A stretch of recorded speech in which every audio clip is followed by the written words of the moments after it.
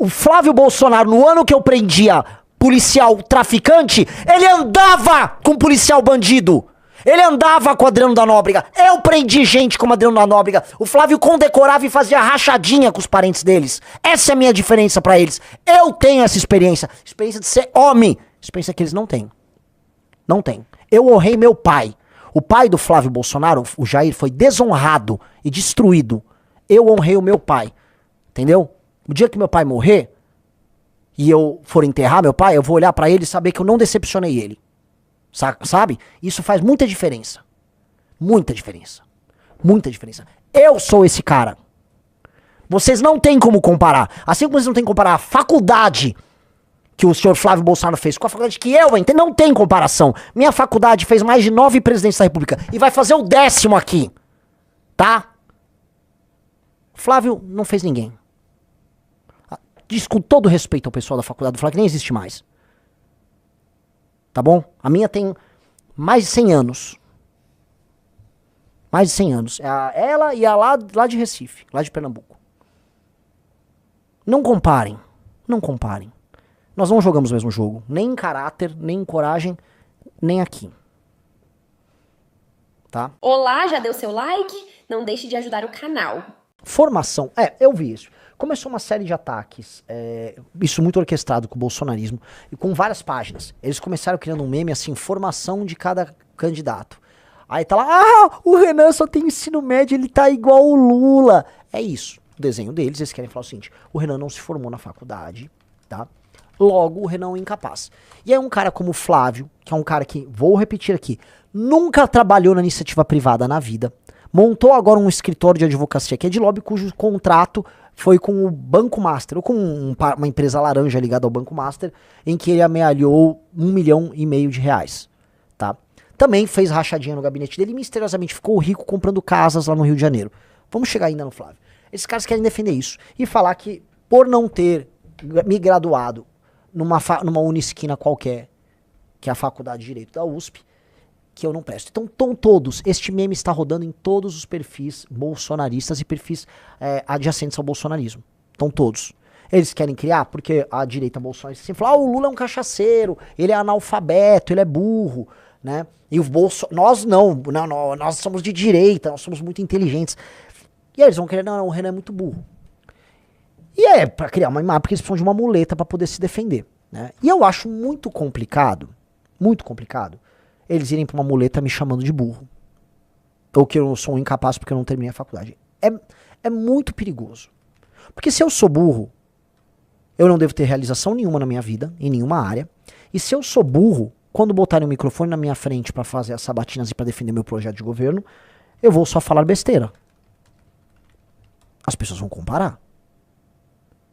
As pessoas vão comparar e muito. Um cara botou, o primeiro trabalho do Flávio foi de funcionário fantasma. Não sei se foi do Flávio ou do Eduardo. O Eduardo com certeza foi ser funcionário fantasma do PTB, do Roberto Jefferson. Tá? Só pra avisar vocês. Então eles estão fazendo esses quadros comparativos, tá?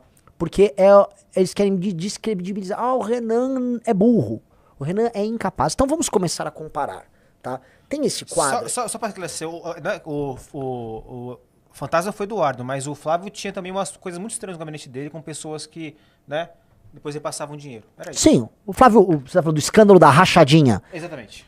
Os salários dos funcionários do Flávio, não é opinião minha, é opinião do COAF. Os salários dos funcionários dele iam pra um cara que trabalhava no gabinete dele, que era o Queiroz, que sacava aquilo. E misteriosamente muitas casas foram compradas com valor em cash. Tá? Então, vamos lá. Vamos começar aqui com este ataque. Primeiro vamos comparar. Tem o quadro comparativo de todos onde se formou, qual é o quadro acadêmico de cada um. Tem uma página que é uma página bolsonarista. Não, isso aí é o quadro comparativo de escândalo. Ah, tá. De escândalos de corrupção. Não é esse? Eu confundi, desculpa. Não é. Então, se alguém tiver me mandando, por favor, que eu tô achando que não acho. Hã?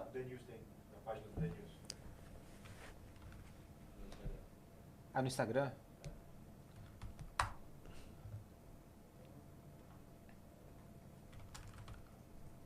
The News.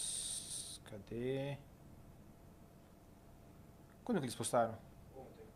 Ontem. Ontem? Certeza?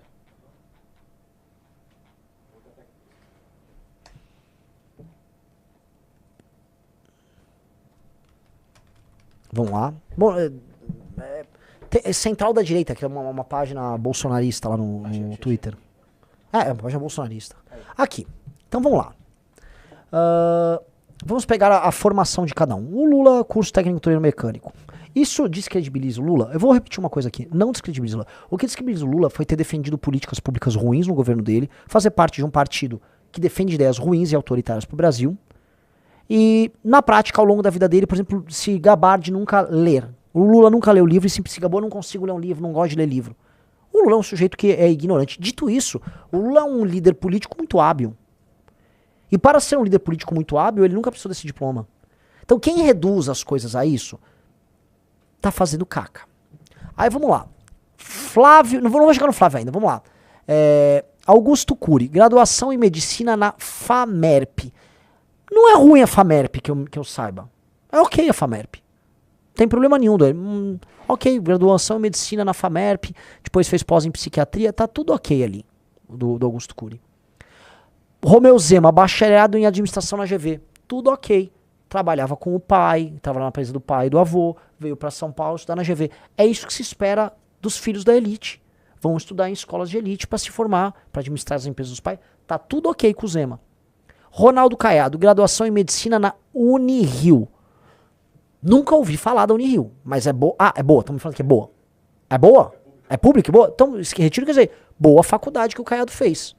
Eu não conhecia a Unirio, achei que era tipo o Unirio do Rio Verde, uma coisa assim. Ah, tá, ótimo. Muito bom pro Caiado. Especialização em cirurgia de coluna, acho que ele é ortopedista. Ó. Pronto, tudo bom com o Caiado. Flávio Bolsonaro, bacharelado em Direito, aonde? Universidade Cândido Mendes. Aí complica. É boa, tem um carioca aqui. É boa, Cândido Mendes? Ela foi boa nos anos 80. Flávio fez isso nos anos 2000.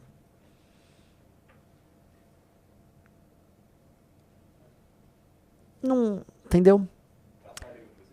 Inclusive faliu. Então, assim, este é o quadro. Isto quer dizer que a formação acadêmica de um ou de outro viabilizou ele ser melhor ou melhor politicamente? Não. Não. Você consegue pegar padrões dizendo que uma pessoa que entra em um espaço de elite, uma universidade de elite, ela pode ser mais qualificada para ocupar espaço? Sim. Porque, em geral, uma pessoa que passa numa universidade de elite, pode ser nos Estados Unidos, em Harvard e tal, ou aqui, denota que a pessoa tem inteligência, teve disciplina para entrar naquela faculdade. Dali em diante, ela vai construir a vida dela e a carreira dela. E os fatos e sua construção, não só acadêmica, mas profissional e pessoal, falam por si. O Renan, que eles estão colocando nesse quadro, é ensino médio completo. Você percebe que é uma malandragem aí? Porque não é ensino médio completo, é ensino superior incompleto. Okay. Mas tudo bem, eu não ligo pra isso. Porque eu não ligo pra isso. Isto pra mim é nada. Diferente deles, tá? Eu passei na faculdade mais difícil de entrar. E aí eu faço a recomendação pra todos os fãs do Flávio Bolsonaro, para os demais aí, todos. Se você quer me criticar, antes de tudo, eu vou pedir pra você aplicar, eu vou imprimir, vou deixar à disposição. Faça a prova da FUVEST de 2002, que eu passei, e passe da nota de corte. Faça a prova. A gente aplica pra você e passe da nota de corte. Depois a gente dá as provas da segunda fase de passe. É o vestibular de humanas. Não sei como é que tá hoje. Mais difícil do Brasil era passar no Largo São Francisco naquela época. Eu passei. Fui estudante, larguei pra trabalhar. Eu larguei pra trabalhar. Primeiro pra trabalhar com a minha família. Eu larguei a faculdade pra trabalhar. E aí querem me desabonar por conta disso. Não vai rolar. O Flávio Bolsonaro, formado na Cândido Mendes. Você desculpa, Flávio. Qualquer um entra na sua faculdade. Qualquer um se forma ali na Cândido. Com todo respeito à turma da Cândido Mendes. Cada um tem a sua história. O Flávio Bolsonaro é um pouco mais velho do que eu. O Flávio Bolsonaro entra na faculdade e logo em seguida ele entra na política. Ele vira já deputado porque o pai elegeu ele lá. O Flávio Bolsonaro nunca trabalhou na iniciativa privada. Ele não sabe o que é trabalhar na iniciativa privada. Agora ele começou a empreender, depois que virou senador, montando um escritório de advocacia com uma advogada, não vou falar o nome aqui para não tomar processo, mas uma pessoa de péssima qualidade moral, que é ligada ao Willer Tomás, que ele próprio é uma pessoa... É o cara que roubou a casa do Richarlison. O cara que tomou, né, roubou, entre aspas, tá? Falando no sentido figurado, que tomou a casa do Richarlison para o Flávio. O Flávio tem até foto na casa que era do Richarlison.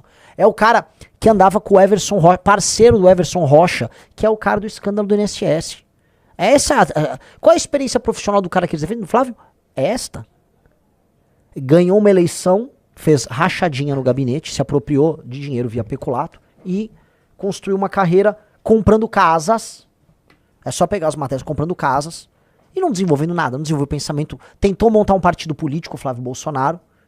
E tem gente que vem diminuir, gente, o feito que é montar um partido político num país como o Brasil.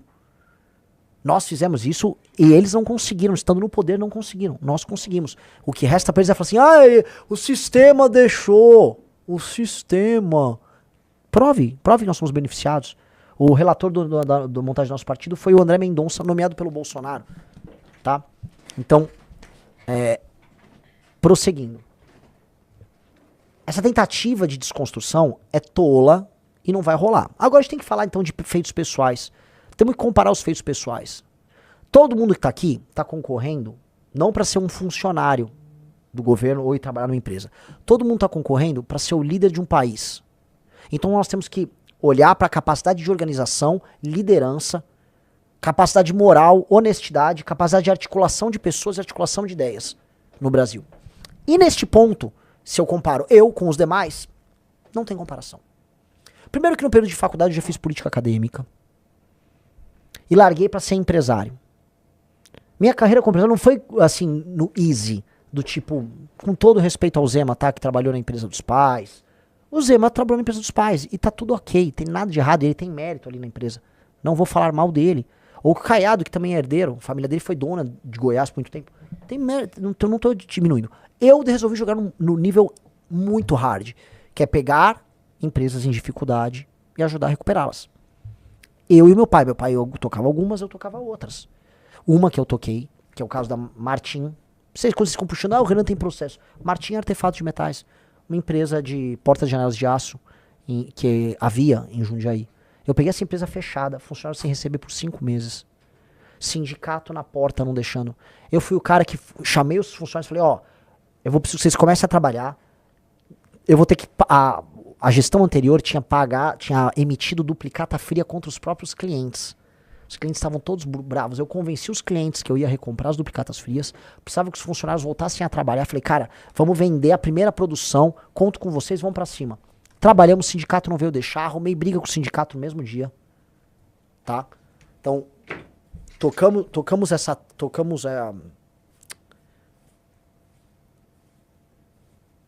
bom. É que o riso não é... Tô no meio do raciocínio, aí a gente para o raciocínio pra fazer isso aqui, né? É shampoo a seco. Esquece. Tá ótimo, sim, pode ir. Prosseguindo o raciocínio, né? Eu saio estou brigando com o sindicato arrumo o cabelo e passa shampoo a seco. É de fuder, né? Pois bem, arrumo briga com o sindicato, coloco a operação pra funcionar, boto dezenas de pessoas pra voltar a trabalhar, que não estavam trabalhando. A empresa volta pro mercado, volta a fornecer. Começa a pegar contratos fornecendo para construtoras que trabalhavam Minha Casa Minha Vida. De 2009 a 2013 a empresa volta a operar. E aí na crise do governo Dilma, quando vem todos os calotes, vocês vão lembrar disso, quem é do setor lembra? Construtora quebrando por causa de Minha Casa Minha Vida, obra atrasada. Começo a ter dificuldades porque eu começo a não receber dos clientes. A gente pega, eu como milhares de empresários no Brasil, passo pela crise gerada pela queda do modelo lulista. Pela queda do modelo do PAC, lembra que a Dilma era mãe do PAC? Então era muita obra, aí começou a faltar o dinheiro, começou a faltar repasse, obra atrasa, consultora atrasa o pagamento. Foi aquele momento que eu vivi. Construí um produto, trabalhei com vendas. Se você explica assim, Renan, desenvolva um produto, entra numa fábrica, monta um produto de cabo a rabo, eu monto. Renan, como é que faz um faturamento? Renan, como emite uma nota fiscal? Pelo menos na época que era do papel, que emitia muita nota fiscal em papel ainda. Né? Renan, como é que faz o juros de mercado? Renan, como é que faz uma folha de pagamento? Renan, como é que faz um fluxo de caixa? Essas pessoas, tirando o Zema, que foi empresário, não viveram isso. Não viveram isso. A vida real de empresários reais ao redor do Brasil. Também trabalhei com luminárias. Ajudei a fazer alguns dos maiores hotéis que haviam na Bahia, que eu trabalhei um pouco na Bahia também. Trabalhei, criei produto. Você pediu para eu projetar uma luminária aqui para você montar o centro de cursos para montagem de luminária, eu monto. Vivi um trabalho sério. Ao longo desse período todo, eu trabalhei e contratei centenas e centenas de pessoas. Do ano de 2006, 2007, mas especialmente 2007, até 2012, 2013. Até que Até que há um evento que muda toda a minha vida. E aí antes que alguém fale, mas isso é verdade ou mentira? Meu pai foi numa empresa que ele estava administrando, que é uma empresa que estava em recuperação judicial, que tinha um administrador judicial, que tinha suas contas aprovadas pela administração judicial, que era a empresa que meu pai tocava. Eu fui lá, e aí nesse dia, policiais foram achacar o meu pai, colocaram droga na empresa do meu pai, e foram pedir 300 mil reais.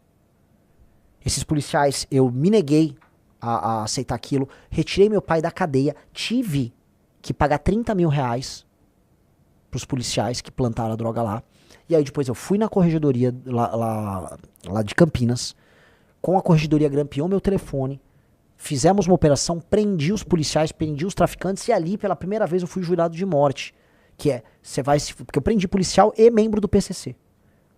E ali, cara, eu falei, está completo esse ciclo na minha vida. E ali eu entro pra política. Eu entro pra política já com problema com o petismo. Eu tinha briga com o maior juiz trabalhista e mais canalha do Brasil. Sabe que é o juiz trabalhista que ia atrás de mim? Bota aí, Riso. Bota exame Jorge Luiz Sotomayor.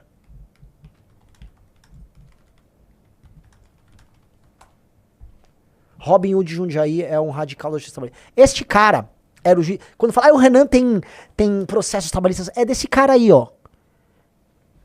É desse cara aí. Robin Hood de Jundiaí é um radical da justiça trabalhista. Com o argumento de fazer justiça social, magistrados como Jorge Luiz Sotomayor beneficiam poucos e prejudicam de milhões de trabalhadores. Este cara aí, que é um juiz petista, que escrevia pra Carta Capital, que tem um livro publicado sobre como basicamente fazer justiça social dando decisão trabalhista. Esse era o juiz que foi meu professor na faculdade e juiz na região lá de Jundiaí em que eu trabalhava. Olha a desgraça, olha o período que eu vivi. Presta atenção, Rizão. Eu vivi num período que, na faculdade, os alunos faziam greve, e eu lutava contra aluno grevista, e o professor que incentivava a greve de estudante era esse professor, que é um radical de extrema esquerda. Tá aqui, ó, solta uma hora. Em maio deste ano, uniu-se a outros professores. Olha aqui, ó. Pelo amor de Deus, leia. Em 2003, esse é o juiz. Quando a Volkswagen anunciou que demitiria 3 mil funcionários devido à crise que enfrentava, Sotomayor ajudou a escrever um manifesto que conclamava os brasileiros a não comprar carros da montadora alemã. Em maio deste ano, uniu-se a outros professores e alunos da USP numa greve contra a demissão de metroviários que haviam feito uma paralisação, julgada abusiva em abril. Quem entrou na USP em 2003? Direito na USP. Meus problemas com esse cara começaram aí. O cara que fechou inclusive a empresa do meu pai foi esse cara. E botou todos os funcionários na rua. O pior juiz trabalhista do Brasil. Um comunista, um radical de extrema esquerda. Eu encontro ele na faculdade, tenho primos com ele na faculdade, eu reencontro este cara anos depois na atividade produtiva. A pessoa que me motivou a ser de direita, de frente desses Bolsonaro vagabundos, que são vagabundos, que ser direitista era fazer rachadinha com miliciano no gabinete, que era isso que eles faziam, roubar dinheiro público com um bandido que era assassino de aluguel de bicheiro, que é o Flávio Bolsonaro. Eu me tornei de direita enfrentando esses caras quando eu ainda era fazia faculdade. Quando eu fazia faculdade com os jovens, com os melhores estudantes de direito do Brasil, porque era esse espaço que eu pertencia, não era o espaço do Flávio. Com todo o respeito às pessoas que fazem outros e que podem ser profissionais melhores. Tem muito profissional melhor formado na PUC do que formado na USP. Tem muito profissional formado em outros. Mas ali naquele momento, eu tava com uma nata, conhecendo gente brilhante. Essas pessoas que eu conheci, eu tava enfrentando a nata do PT. A nata do PT. No momento que o PT chegou ao poder, o PT assume o mandato, Lula, em 2003. Olha aqui, ó. Olha pra quem escreve no Brasil 247.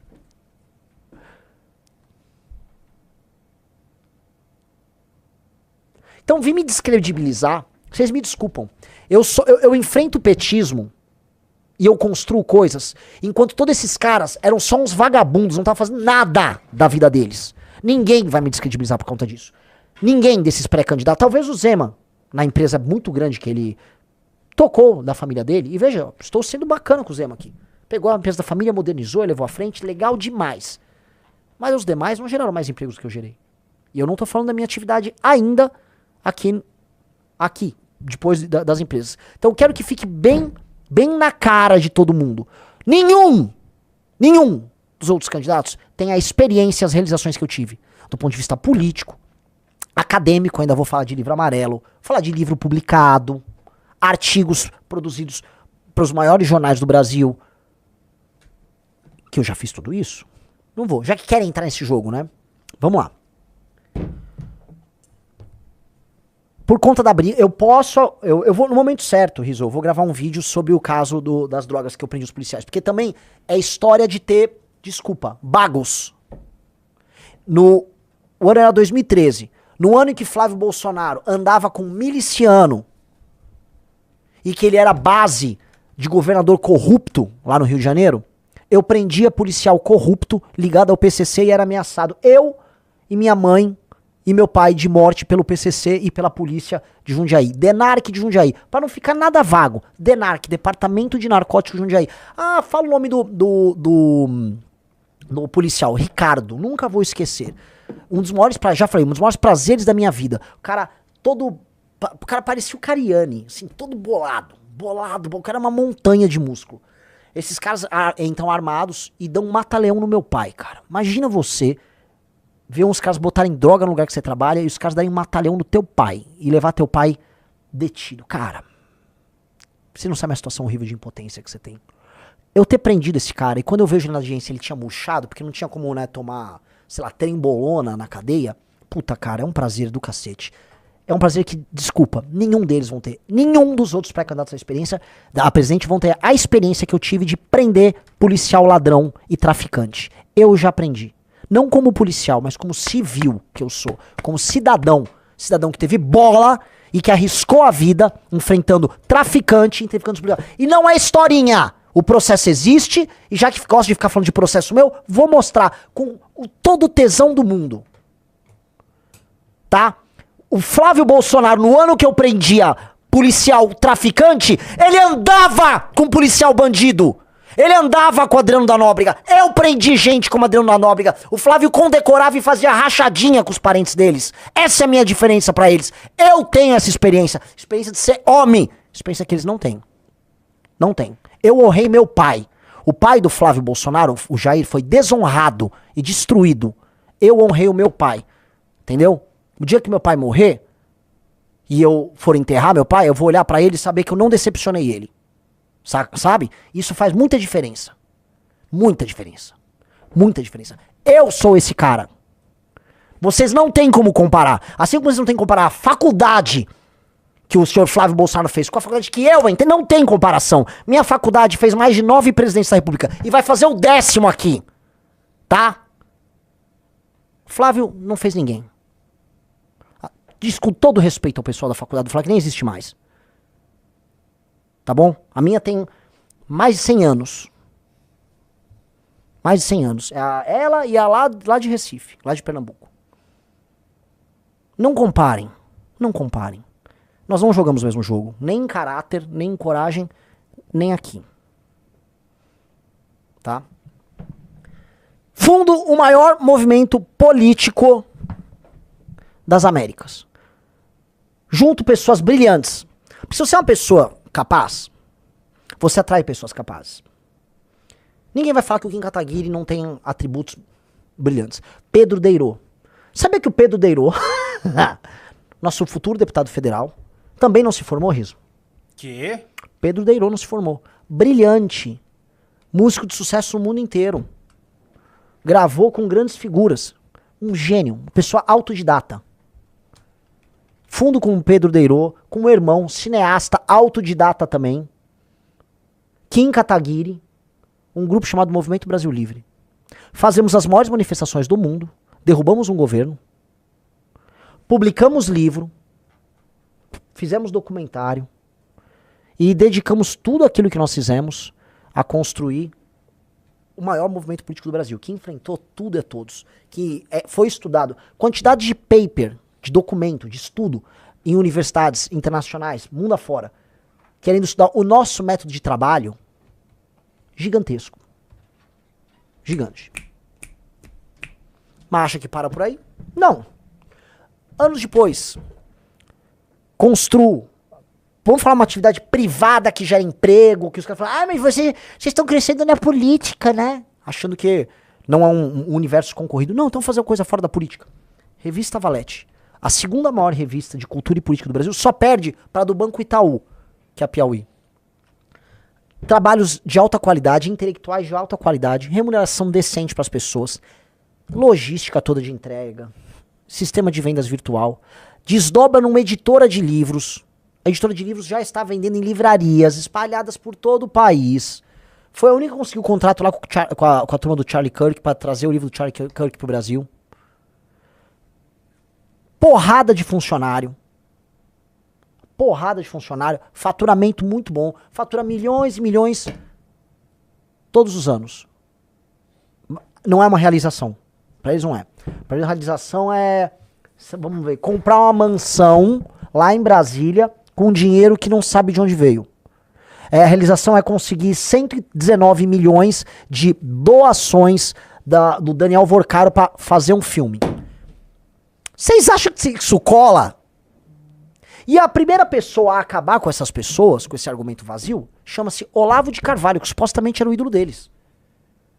O primeiro cara a acabar com o discurso do diplominha, o diplominha resolve, Olavo de Carvalho. Nada contra o rigor acadêmico, pessoas que têm uma vida acadêmica, nada contra. Se você quiser construir uma vida acadêmica, o melhor espaço é isso, para uma vida acadêmica. O melhor espaço é o ambiente, por mais doente, complicado que esteja as universidades, o meio acadêmico no Brasil, mais tomado de um pensamento de esquerda, sei lá, neolítico, antiquado.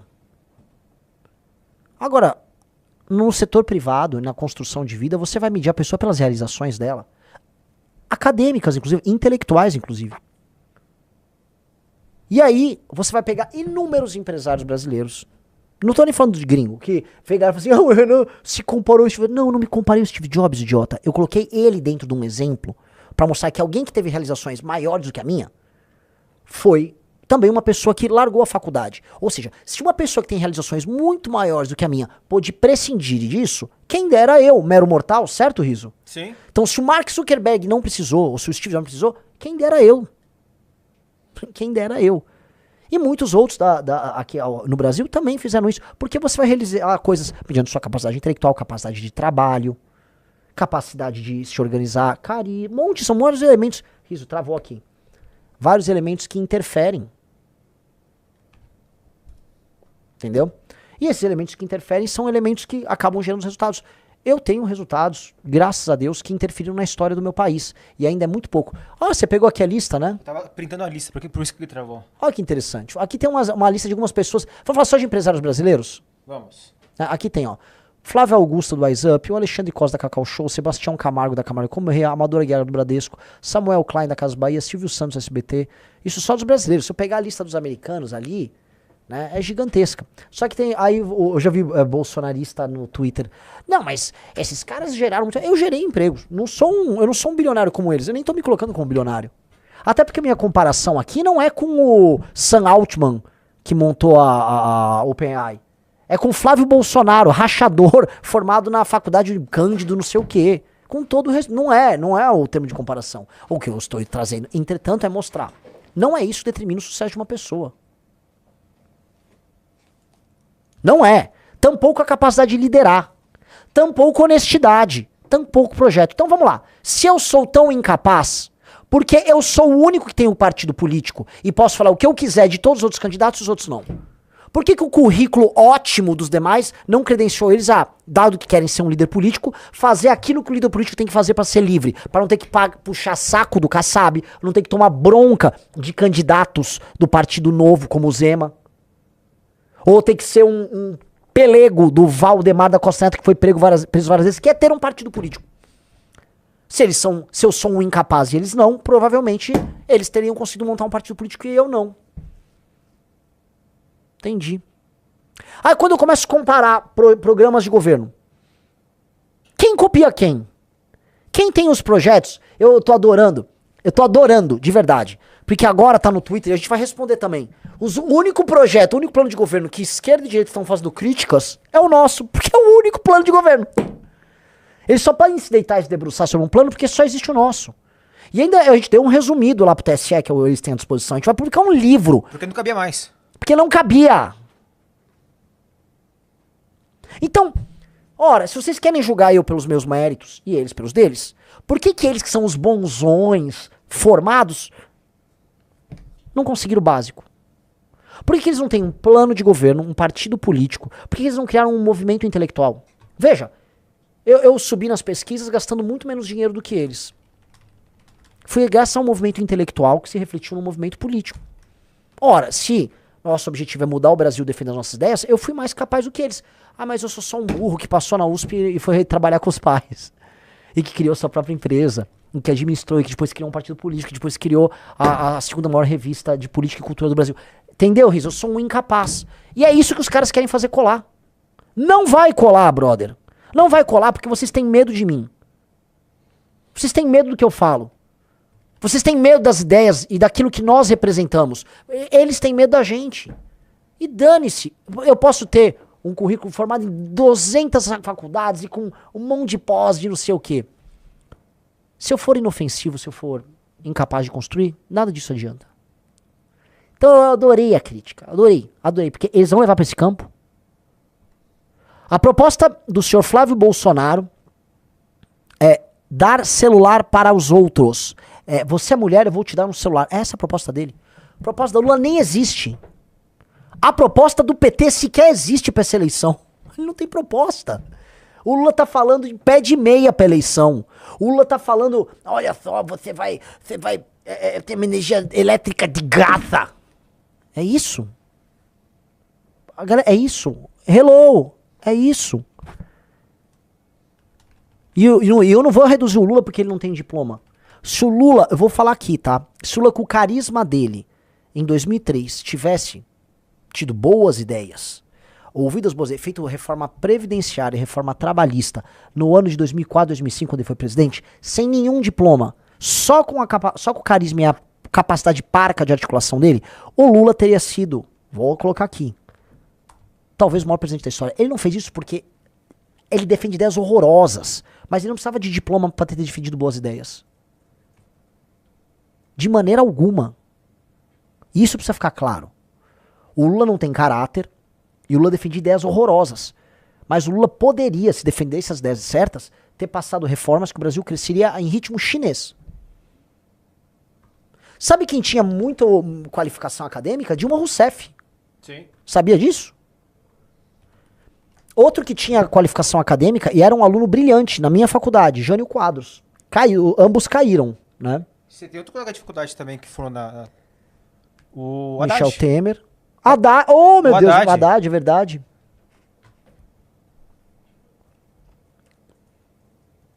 Aqui o Riso levantou uma coisa muito interessante, tá? Que é... O quê? A Dilma fez Federal do Rio Grande do Sul. Ah, então a Dilma é muito ela qualificada. É mestre também, não é? Ela tem mestrado. Meu Deus do céu. queria É isso. levantar isso. Votem na Dilma, galera. Votem na Dilma. Mas vamos lá. O Riso pegou uma lista interessante. Pega ali. Ah, eu li isso aqui? Esse aqui? George Washington, educação formal, terminou por volta dos 15 anos, formação prática como agrimensor. Andrew Jackson, autodidata, estudou direito por conta própria. Martin Van Buren, é igual o Riso que o Riso até tremeu. Opa, tuts. Aprendeu direito como aprendiz de história de advocacia. Zach Taylor, educação básica esparsa na fronteira do Kentucky. Millard Fillmore, autodidata, depois fundou a Universidade de Buffalo. Abraham Lincoln, cerca de 1 ano de educação formal na vida inteira, advogado autodidata. Andrew Johnson, nunca frequentou escola, aprendeu a ler como aprendiz de alfaiate. Grover Cleveland, estudou direito como estagiário. Harry Truman, último presidente sem diploma, fez curso noturno de direito, mas não concluiu. Eu fico muito assustado, Renan, que de repente a direita começou a cobrar uns diplomas, assim, umas coisas que ficou anos criticando. A gente ficou anos falando, os especialistas. Um monte de gente diplomada, sociólogo, Sim. formado nisso, naquilo, dando um monte de opinião horrorosa. E a gente ficou criticando e batendo, porque os especialistas da Globo News vão falar não sei o que e tal. E de repente, não, pera lá, gente. Precisamos de um cara diplomado para ser presidente do Brasil. Eu até fiz um tweet sobre isso. A gente conheceu pessoas nessas viagens todas, geniais. Sim. Agricultores que tocam fazenda sem nenhuma formação. Professores, economistas dos mais brilhantes do Brasil. Olha, quer fazer uma seguinte coisa? Você não confia no que eu tô falando? Um dos 5 homens na área econômica mais brilhantes do Brasil, que deve ter uma formação grotesca, é o Stuhlberger. Procura a formação do Stuhlberger, por favor.